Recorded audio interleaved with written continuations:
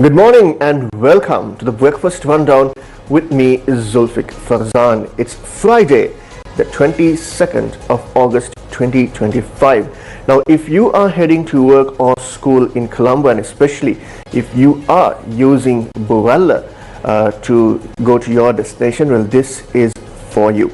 Now, motorists heading from Buralla Model Farm Junction towards the Senanaika Junction are likely to face heavy traffic congestion after a section of the road unexpectedly caved in, partially blocking the route.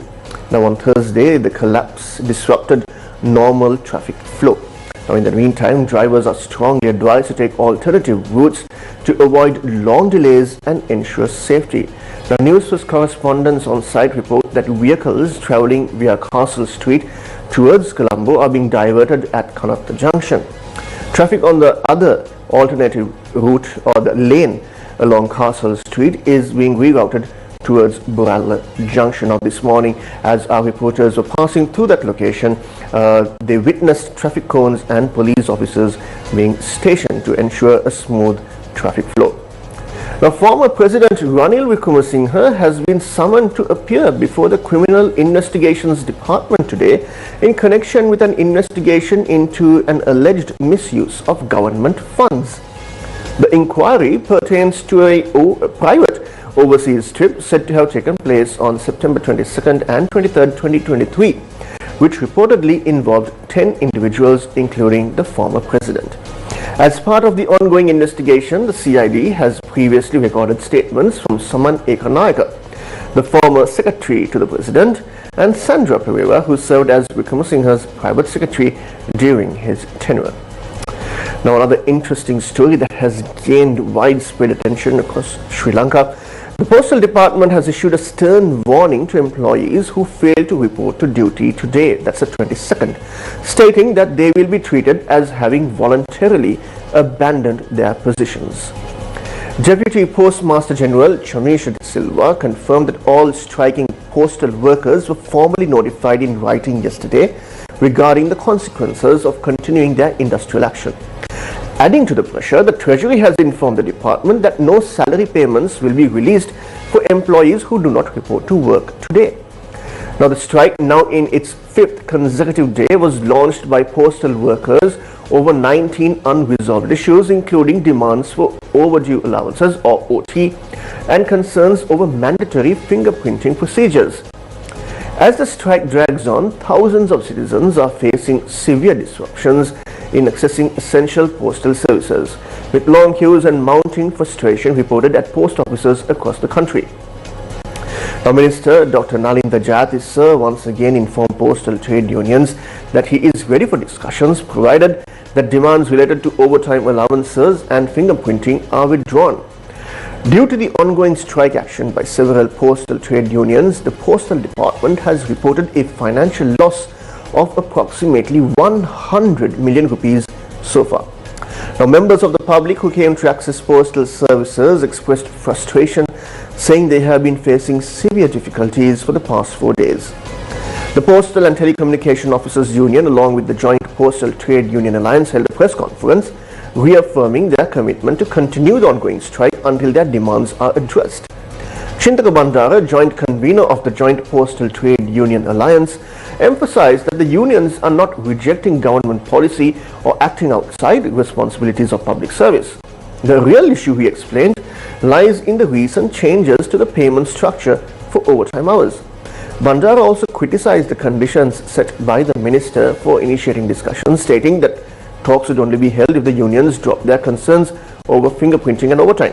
The strike, now in its 5th day, has disrupted postal services across the country, with several post offices remaining closed and the public facing significant inconvenience.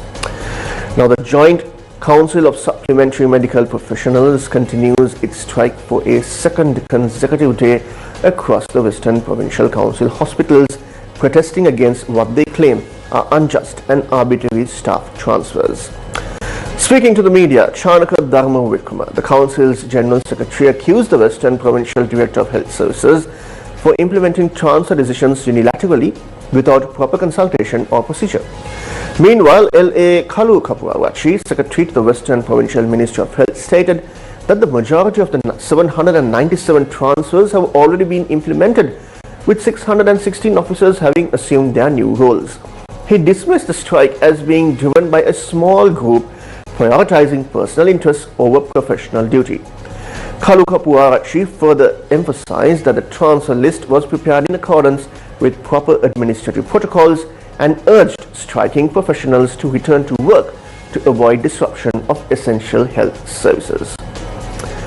Now, a chilling shooting near Thunbodiya on the Horana Panadura main road yesterday left one man dead, and police say he was no ordinary victim. The deceased has been identified as Lalit Kumara Kodaguda, a 57-year-old resident of Pinwala, Panadura South, and a close associate of notorious underworld figure Makhanduri Madush. Kodaguda, a former officer at the Kalutara prison, had previously been suspended from duty after leaving the country without authorization.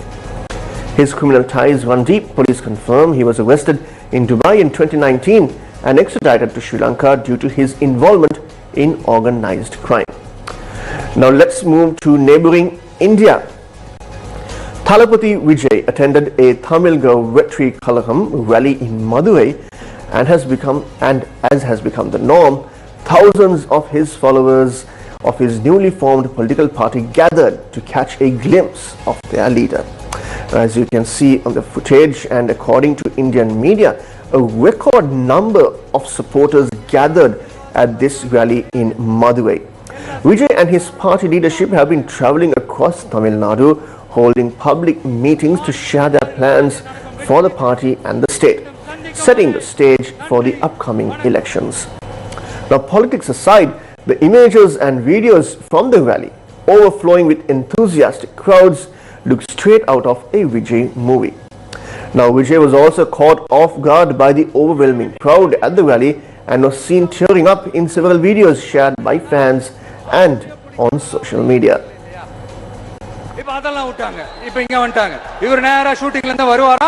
வந்து ஆட்சியை பிடிப்பாராம். அது எப்படி இவராலே முடியும்? அவராலே முடியல, இவராலே முடியல, அவருக்கு அத்தனை வருஷம் ஆச்சு, இவராலே எப்படி முடியும்ட்டு ஒரு பக்கம்.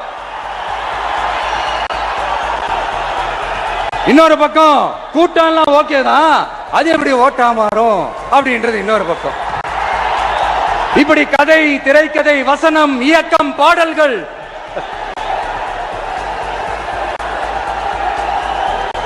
அதனால indeed some interesting footage and some overwhelming crowds there at Thalapathy Vijay's political rally. Now let's move on to the world of sports. India will not host or visit Pakistan for bilateral contests, but their athletes and teams can take part in multi-nation events that also involve Pakistan, clearing the path for their upcoming fixtures in the Men's Asia Cup in September and the Women's ODI World Cup in October. Now, Pakistan sportspersons can also participate in multilateral events hosted by India. The Indian Ministry of Youth Affairs and Sports set down these guidelines in a statement, clarifying the Indian government's position on sporting relations with Pakistan at a time of strained political relations between the two South Asian countries. Now, the statement left one question unanswered: whether Indian athletes can take part in multilateral events hosted by Pakistan. The statement comes less than 3 weeks from the scheduled start of the Asia Cup in the UAE, where India and Pakistan, drawn in the same group, are set to meet at least once on September 14th in Dubai, and potentially up to 3 times as the tournament proceeds. Now, it will be India's first cricket match against Pakistan since the two countries exchanged cross-border hostilities following the Pahalgam terror attack in April. And with that, we wrap up this week's breakfast rundown. But do join us again on Monday, where we will bring you all the latest developments that will take place over the weekend. Now, if you want to keep yourself updated with all the stories that we add right now and more, visit our award-winning website, that's www.newsfirst.lk, and also subscribe to our WhatsApp channel. And don't forget to follow us on our social media handles on Facebook, X, Instagram, YouTube, as well as TikTok. Until I meet you again, take care and stay safe.